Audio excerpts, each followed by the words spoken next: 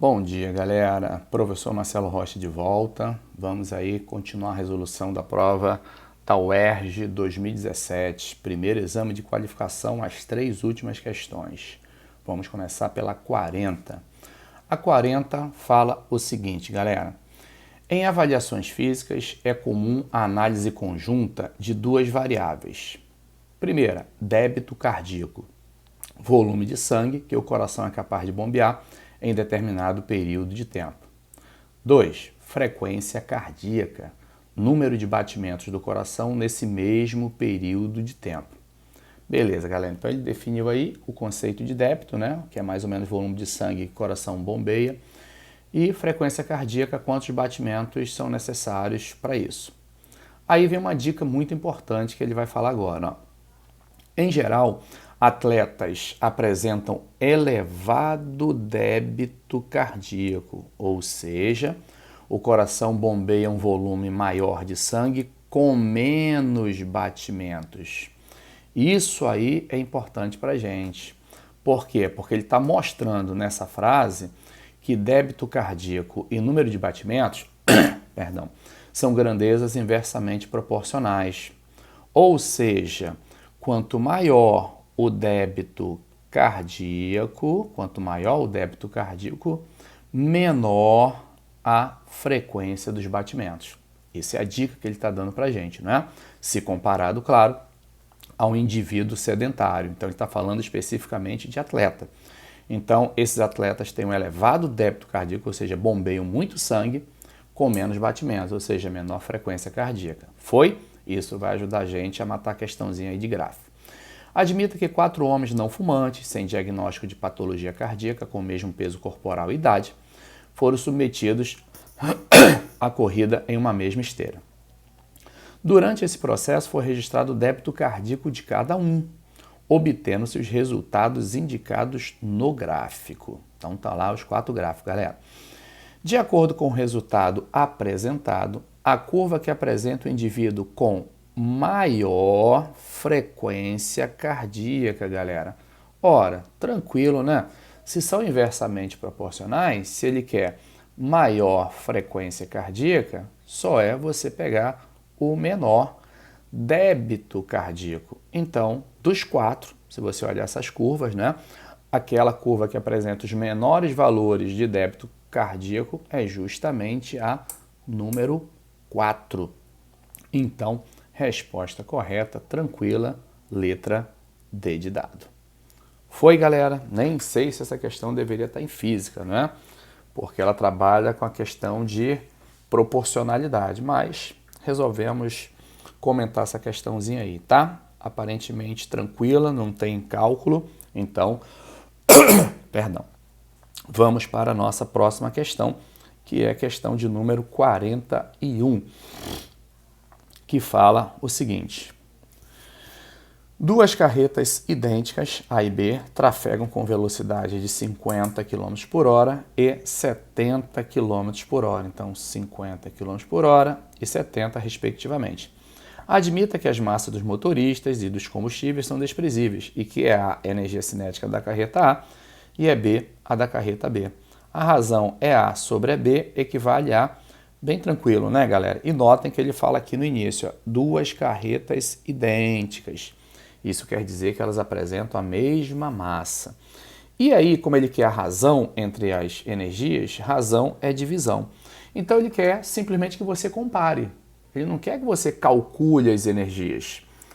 Claro que nós vamos calculá-las para a gente poder dividir, mas o que interessa é a razão, é a comparação entre elas. E se é a comparação, não precisamos passar a velocidade de km por hora para metros por segundo. Pode deixar tranquilamente em km por hora, o que não é comum.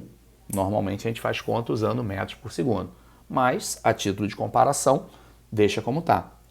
Então vamos lá. Vamos lembrar que a fórmula da energia cinética ela é mv² sobre 2. E vamos aplicar essa fórmula para as duas carretas.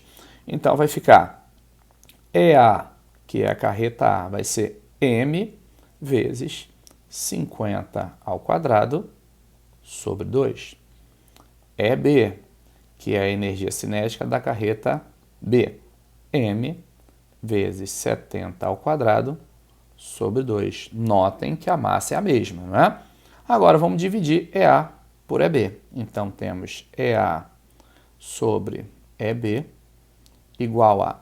Bom, galera, então aqui eu vou querer dividir uma fração por outra, né? Então vou querer dividir esta fração aqui por esta fração aqui.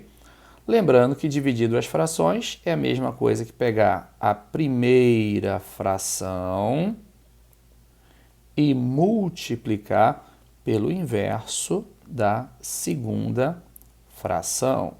70 ao quadrado, 4.900. 50 ao quadrado, 2.500. Dá para simplificar? Com certeza. Cortamos m com m, cortamos 2 com 2. Esses dois zeros do 2.500 com esses dois zeros do 4.900. E aí chegamos à conclusão que essa divisão dará 25 sobre 49.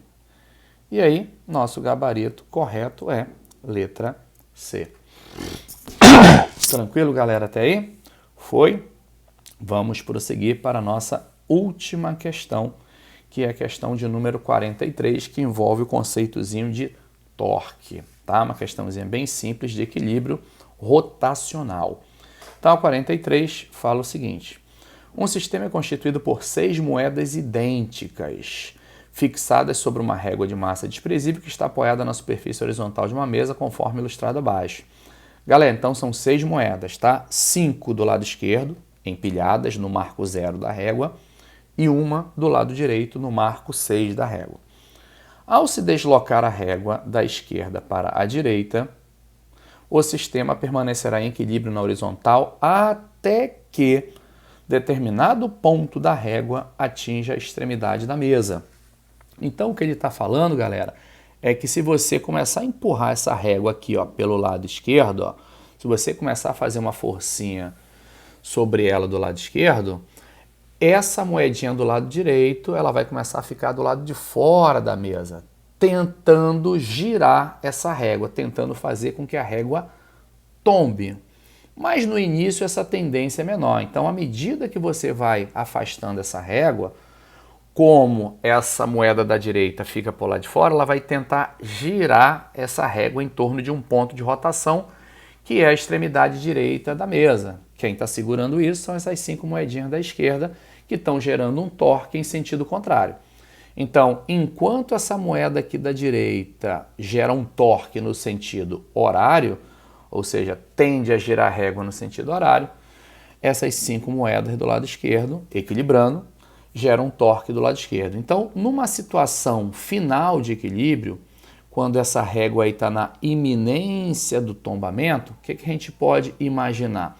Você pode imaginar que aqui, ó, nesse pontinho verde aqui que eu vou desenhar, nessa quinazinha aqui, ó, aqui está a quina da mesa. Tudo bem até aí?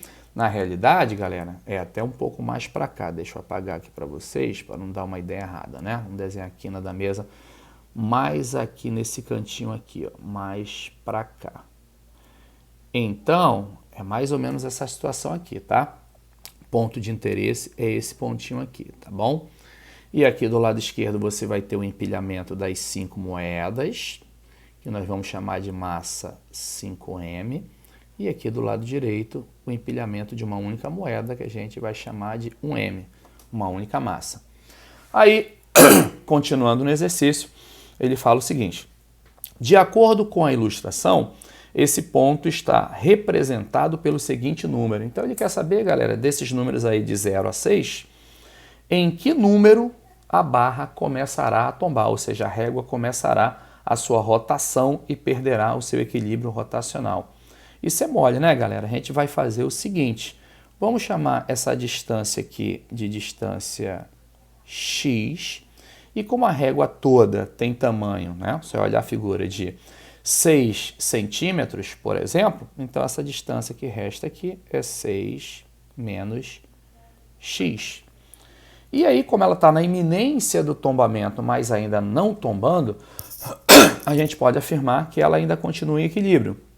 Se ela continua em equilíbrio, a gente pode dizer que o somatório dos torques dá 0. Lembrando que torque é sinônimo de momento. Então, o momento de qualquer força em relação a um ponto O, que é o nosso polo, é sempre definido como mais ou menos FD. Esse mais se for no sentido horário, por exemplo, e o menos no sentido horário. F é o valor da força ou carga e D é a distância até o ponto de rotação, também conhecido como polo. No nosso caso, está aqui o nosso ponto O, que eu estou representando ali na figurinha. Então, o que eu quero dizer para vocês é que essa carguinha da direita está gerando um torque no sentido horário e essa carguinha esquerda está gerando um no sentido horário. Esses torques têm que se equilibrar. Em outras palavras, eu estou querendo dizer que 1m vezes a distância até o ponto de rotação tem que ser igual a 5m vezes a distância até o ponto de rotação. Cortamos uma massa com uma massa e desenvolvemos a expressão que sobra. Então fica 6 menos x igual a 5x. 6 igual a x mais 5x, passando o x por lá de lá. Então 6x igual a 6, x igual a 1, por exemplo, 1 centímetros. Bem simples, né, galera? Até mesmo intuitivamente você chegaria a uma conclusão como essa daí, não é? Que o ponto de tombamento se daria mais perto da maior carga. Então ficamos por aqui. Gabarito correto, letra D de dado. Fiquem com Deus, beijo no coração e até a próxima videoaula, tá bom? Fui!